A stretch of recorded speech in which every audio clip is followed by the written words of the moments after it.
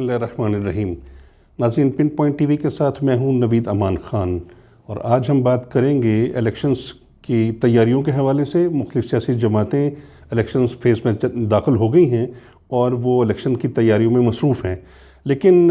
سب سے بڑی بات یہ ہے کہ اس الیکشن میں جانے کا تو سبھی کو انتظار ہے، عوام کو بھی، سیاستدانوں کو، سیاسی جماعتوں کو۔ سب سے اہم بات یہ ہے کہ کیا سیاسی جماعتیں اپنا پورا ہوم ورک مکمل کر چکی ہیں؟ کیا انہوں نے عوام کو کوئی پروگرام دے دیا ہے؟ میرا نہیں خیال کہ کسی بھی سیاسی جماعت نے عوام کو کوئی پروگرام دیا ہو یا ان کے پاس عوام کے مسائل کا کوئی حل ہو۔ آپ دیکھیں کہ تمام سیاسی جماعتیں ایک دوسرے پر الزامات کو ہی آگے بڑھا رہی ہیں اور الزامات ہی کی سیاست کر رہی ہیں۔ صاحب، آپ کی پیپلز پارٹی تو کہیں نظر نہیں آتی مجھے، میدان میں آ جائے۔ آپ لڑیں گے؟ آپ تو جیل نہیں کاٹ سکتے، آپ کا تو سیاسی گروہ کہتا ہے کہ آپ کو مچھر کاٹتے تھے۔ ان سے پوچھتا ہوں، بابا کس منہ سے جاؤ گے غالب؟ شرم تم کو مگر نہیں آتی؟ کیا مجھے وہ آنسو ان کے یاد نہیں ہے جو ان نے رو رو کے اپنے جیلوں میں حالت کی تھی؟ کاغذی شیر، یہ زرداری، اناری، سب ایک ہیں، یہ سب ایک ہیں۔ اس ملک میں وہ لوگ جنہوں نے چوری کر کے ملک کو لوٹ کے پیسہ باہر لے کے گئے ہیں، انشاءاللہ ایک ایک کو ہم پکڑیں گے۔ آپ کی حرکات اور سکنات سے آپ کا خوف جھلک رہا تھا۔ ابھی ایک گجرانوالہ کا جلسہ ہوا اور تم گھبرانا شروع ہو گئے ہو۔ یہ جو نانی اور دادی کے رشتے ہوتے ہیں، یہ بہت مقدس رشتے ہوتے ہیں، یہ نصیب والوں کو ملتے ہیں۔ کیا چھپ چھپ کے نواز شریف کی تقریر سن رہے تھے؟ پاکستان پیپلز پارٹی جنرل الیکشنز کے لیے بھی تیار ہے، اور انشاءاللہ تعالی یہی پیغام ہم اپنا اتحادیوں کو دیں گے کہ آئے ہمت پکڑے، آئے میدان میں آئے، جو بھی جیتے انشاءاللہ تعالی پھر ان کا حق ہوگا کہ وہ آپ کا خدمت کرے۔ وفاقی حکومت نے سیلاب کے مطابق، سیلاب متاثرین کے مطابق جو فنڈز رکھنے چاہیے تھے وہ موجود نہیں ہے۔ جو کٹ پتلی تھے، جو سلیکٹڈ تھے، جو 30 سال کسی امپائر کی انگلی کی وجہ سے سیاست میں تھے، ان کے ساتھ تو کچھ ہوا ہی نہیں تھا۔ ایک نیب کا کیس اور ایک رات جیل میں گزارنے کی وجہ سے بڑے دعوے کے ساتھ ہم نے یہ بات کی تھی کہ یہ ایک بیرونی ایجنٹ ہے، یہودی لابی کے ساتھ اس کے رابطے ہیں، جو امریکہ کا مہرہ ہے پاکستان میں، وہ امریکہ کے خلاف بات بھی کرتا ہے۔ چورن بیچا اس نے کہ امریکہ نے میرے خلاف سازش کی ہے۔ آج اس کا اپنا پرنسپل سیکریٹری اعظم خان بیان دے رہا ہے کہ یہ سب ڈرامہ تھا۔ کہنے والے کہتے تھے کہ جی مولویوں کا سیاست سے کیا کام ہے، تو ہمارے بابا جی نے کہا تھا کہ چوروں کا سیاست سے کیا کام ہے،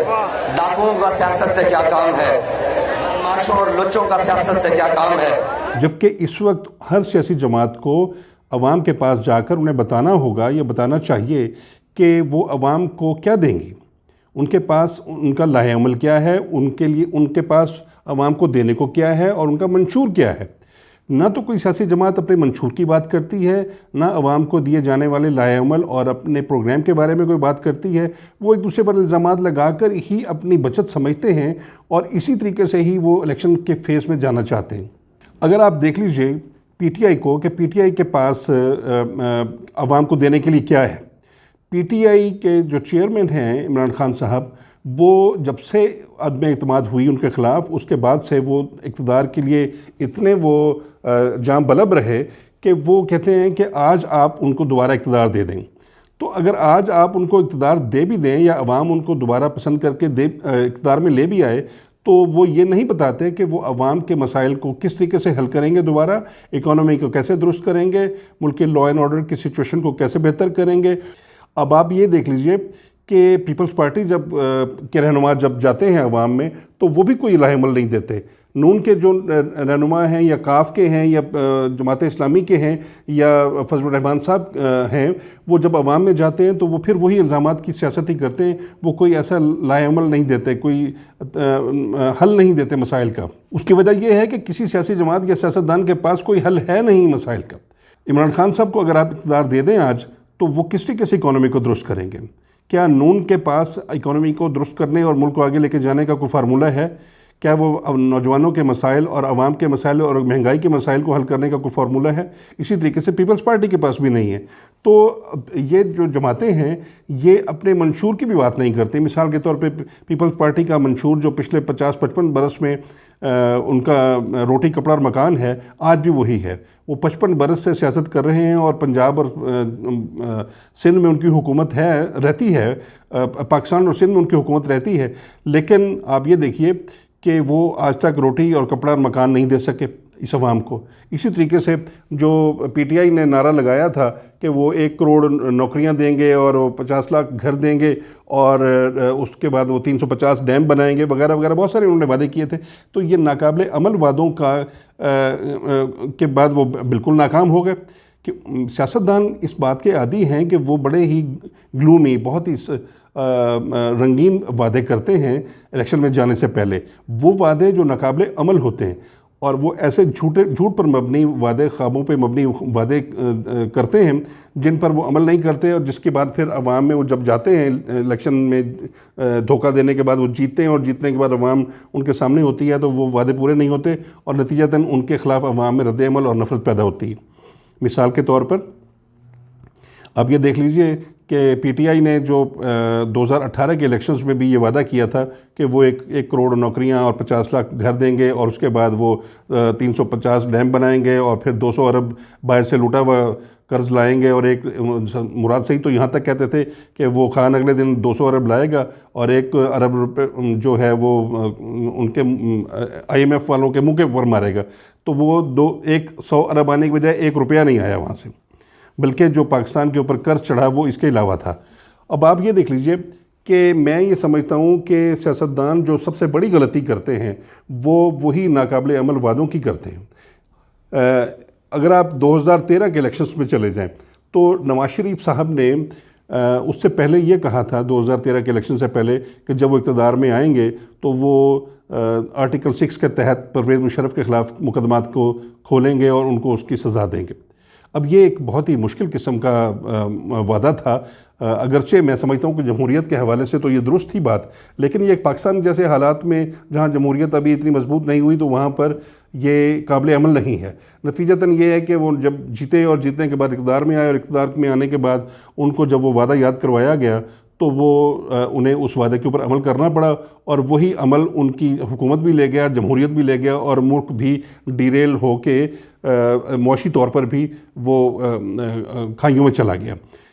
ہونا کیا چاہیے تھا؟ نواز شریف صاحب جس وقت اقتدار میں آ گئے تھے 2013 میں، تو انہیں جیتنے کے بعد ایک بہت چھوٹی سی مختصر سی تقریر کر دینی چاہیے تھی، اور وہ یہ کہہ دیتے کہ میں اپنی عوام سے خطاب کرتے اور مخاطب ہوتے اور کہتے کہ میں اپنی عوام کا شکر گزار ہوں کہ انہوں نے مجھ سے محبت کا اور اعتماد کا اظہار کیا، انہوں نے مجھے ووٹ دیا، کامیاب کیا، مجھے اقتدار میں لانے کے لیے ان کی میں محبتوں کا اور ان کے احسانات کا شکر گزار ہوں. لیکن اس وقت صورتحال یہ ہے کہ اگر ہم اس وقت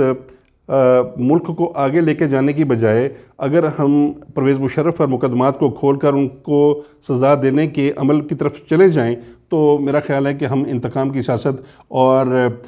جو اس طرح کی کنفرنٹریشن کی سیاست ہے، کشمکش کی سیاست ہے، اس میں پڑ جائیں گے، جس سے ہمارا جو فوکس ہے وہ ملک کو ترقی دینے اور ملک کو خوشحالی دینے اور ملک کو آگے لے کے جانے اور جمہوریت کو تقویت دینے کی طرف وہ اس سے ہٹ جائیں گے. تو میں یہ سمجھتا ہوں کہ ہمیں اقتدار میں آ کے ملک کو خوشحالی کی طرف لے کے جانا چاہیے اور ملک کو ترقی دینے کی طرف لے کے جانا چاہیے، قوم کی ترقی اور خوشحالی کی طرف آگے بڑھنا چاہیے. اور ہمیں جو پرویز مشرف صاحب کا مستقبل ہے وہ تاریخ کے حوالے کر دینا چاہیے. تاریخ ان کے مستقبل کا فیصلہ کرے گی کہ ان کو وہ تاریخ کہاں جگہ دیتی ہے. اور اگر وہ اس طریقے سے یہ تقریر کر کے آگے بڑھ جاتے اور مشرف صاحب کو تاریخ کے حوالے کر دیتے تو میں یقین سے کہہ سکتا ہوں کہ تاریخ میں مشرف کا جو مقام ہسٹری نے متعین کرنا تھا اس میں پرویز مشرف کی کوئی جگہ نہیں بننی تھی اور پاکستان بھی ترقی کی راستے پہ گامزن ہو جاتا. لیکن ہوا یہ کہ وہ آتے ہی سارے کام چھوڑ کر وہ مشرف کے پیچھے ہو گئے اور اس کی وجہ سے پھر جو اسٹیبلشمنٹ اور سیاست پی ایم ایل این کے درمیان اور نواز شریف کے درمیان جو کنفرنٹریشن ہوئی اس کا نتیجہ یہ نکلا کہ نواز شریف صاحب اپنے اقتدار سے ہاتھ دھو بیٹھے اور ملک ترقی سے ڈیریل ہو گیا،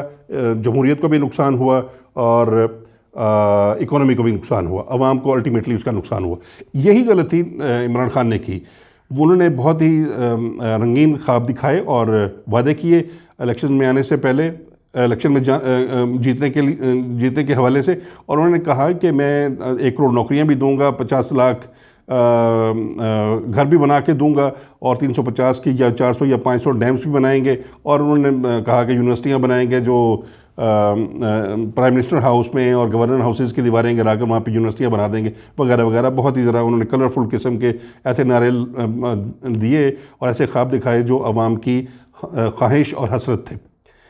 یہ وہ ناقابل عمل باتیں تھیں جو وہ اقتدار میں آنے کے بعد کر ہی نہ سکے، بلکہ انہوں نے تو یہ بھی کہا تھا کہ میں 90 دن میں کرپشن ختم کر دوں گا، تو وہ 90 دن میں کرپشن بھی ختم نہ ہوئی، اور وہ یونیورسٹیاں بھی نہ بنی، اور ڈیم بھی نہ بنے، اور وہ نوکریاں بھی نہ ملیں، اور وہ گھر بھی نہ بنے، کچھ بھی نہ ہوا۔ اگر عمران خان یہ وعدے نہ کرتا اور وہ اقتدار میں آتے اور اس کے بعد وہ ایک ایک کر کے فیصلے کرتے جاتے اور ایک ایک فیصلے کے بعد اس کے اوپر عمل کرتے جاتے، تو میرا خیال ہے کہ وہ ملک اور قوم کی زیادہ اور جمہوریت کی خدمت بھی کرتے اور اپنی سیاست کو بھی زیادہ قابل عمل اور قابل فخر ثابت کرتے، لیکن ایسا نہیں ہوا۔ اسی طریقے سے اگر آپ 1967 میں چلے جائیں تو پیپلز پارٹی نے بھی یہ نعرہ لگایا تھا کہ وہ روٹی اور کپڑا اور مکان دیں گے پورے ملک میں عوام کو، لیکن وہ آج تک ان میں سے کوئی چیز بھی نہیں دے سکے۔